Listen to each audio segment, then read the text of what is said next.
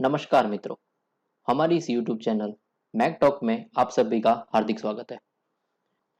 हमारा आज का टॉपिक है पीईजी रेशियो, जिसका फुल फॉर्म है प्राइस अर्निंग ग्रोथ रेशियो, जिसे फॉरवर्ड पीई रेशियो के नाम से भी जाना जा सकता है। पीईजी रेशियो समझने से पहले आपको कुछ रेशियोज या टर्मिनोलॉजी को समझना बहुत ज़रूरी है। इसमें से पहला है ईपीएस। ईपीएस कैलकुलेट करने के लिए आपको उस कंपनी की नेट इनकम को उस कंपनी के नंबर ऑफ आउटस्टैंडिंग शेयर से डिवाइड करना होता है। ईपीएस कैलकुलेट करते वक्त उस कंपनी के डिविडेंड को कंसिडर नहीं किया जाता। दूसरा है PE ratio. PE ratio calculate करने के लिए उस कंपनी की मार्केट प्राइस को ईपीएस से डिवाइड करना होता है।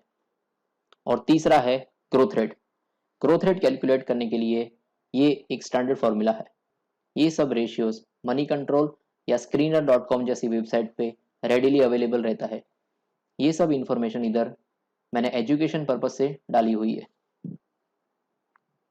किसी भी कंपनी का पीई रेशियो उस कंपनी के पीयर्स से कम होना चाहिए और उस कंपनी का ईपीएस उसकी पीयर कंपनी से ज़्यादा होना चाहिए। दोस्तों, इधर मैंने पीयर्स का जिक्र किया है। किसी भी कंपनी को कंपेयर करने के लिए उसके कॉम्पिटिटर्स को पीयर्स कहा जाता है। आप जिस कंपनी का वैल्यूएशन निकाल रहे हो उस कंपनी का पीई इंडस्ट्री पीई से हमेशा कम होना चाहिए, क्योंकि इंडस्ट्री पीई उस सेक्टर के सभी कंपनीज का एवरेज पीई माना जाता है। अगर आपका एनालाइज किया हुआ कंपनी का पीई इंडस्ट्री पीई से ज़्यादा है तो उसका मतलब है आपको ये कंपनी इंडस्ट्री पीई से ज़्यादा प्रीमियम में मिल रही है।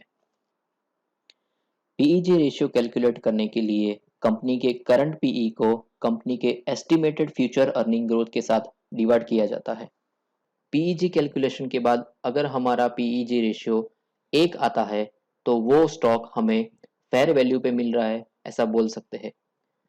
अगर हमारा पीईजी रेशियो लेस देन 1 है तो ये स्टॉक अंडर वैल्यू है, और अगर हमारा पीईजी रेशियो ग्रेटर देन 1 है तो ये स्टॉक ओवर वैल्यूड है, ऐसा कह सकते हैं। पीईजी रेशियो एक वैल्यूएशन मेथड है। जैसे कोई भी स्टॉक की वैल्यू उस स्टॉक के मार्केट प्राइस से पता नहीं चलती कि वो सस्ता है कि महंगा है।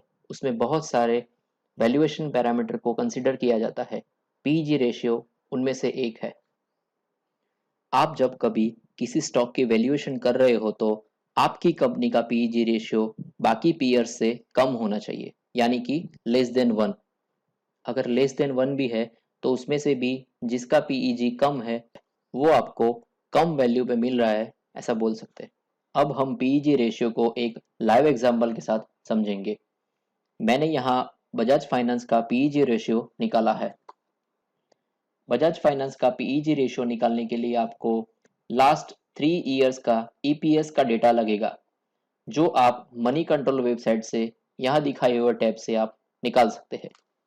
बजाज फाइनेंस का पीईजी रेशियो निकालने के लिए आपको बजाज फाइनेंस का करंट पीई चाहिए, जो मैंने मनी कंट्रोल वेबसाइट से लेके रखा हुआ है। बजाज फाइनेंस का पीईजी रेशियो निकालने के लिए आपको बजाज फाइनेंस का फ्यूचर ग्रोथ निकालना पड़ेगा। फ्यूचर ग्रोथ को कैलकुलेट करने के लिए आपको मैंने बताए हुए अगले ग्रोथ रेट वाले फॉर्मूले का यूज करना है। जैसे कि हमने आगे देखा कि बजाज फाइनेंस का करंट ईपीएस 67.52 है और उसका लास्ट 3 साल का ईपीएस 34.01 है।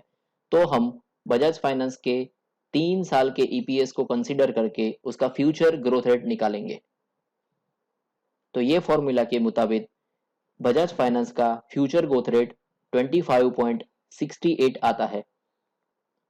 इसका मतलब है आने वाले साल में बजाज फाइनेंस 25.68 परसेंटेज पे ग्रो करेगा, जो कि ये हमारे एक एस्टिमेटेड ग्रोथ रेट है। अभी बजाज फाइनेंस का पीईजी कैलकुलेट करने के लिए आप करंट पीई यानी कि 23.3 को 25.68 से डिवाइड करोगे तो बजाज फाइनेंस का करंट पीईजी 0.90 आएगा।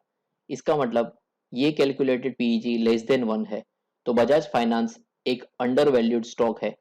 लेकिन ये अंडर वैल्यू स्टॉक को आप खरीदने से पहले आपको बजाज फाइनेंस के और भी पीयर्स के साथ कंपेयर करना जरूरी है। पीईजी रेशियो के कुछ लिमिटेशंस है।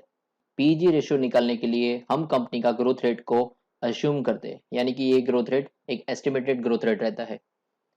पीजी रेशियो लेस प्रॉफिट वाली कंपनी के साथ नहीं निकाल सकते, उसकी एक्यूरेसी बहुत कम है। और लास्ट है, पीजी रेशियो कैलकुलेट करने वक्त हम डिविडेंड को कंसिडर नहीं करते। तो दोस्तों, आज के लिए बस इतना ही। मैं जाते जाते आपको एक ट्रिविया के साथ छोड़ रहा हूँ। पीजी रेशियो को मारियो फरिनान ने डेवलप किया था, जो कि बाद में जाने माने इन्वेस्टर मिस्टर पीटर लिंच ने पॉपुलर बनाया था। मिस्टर पीटर लिंच ने अपनी किताब वन अपॉन वॉल स्ट्रीट में इसको समझाया है।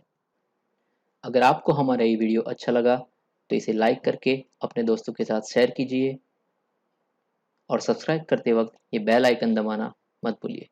जय हिंद, जय भारत।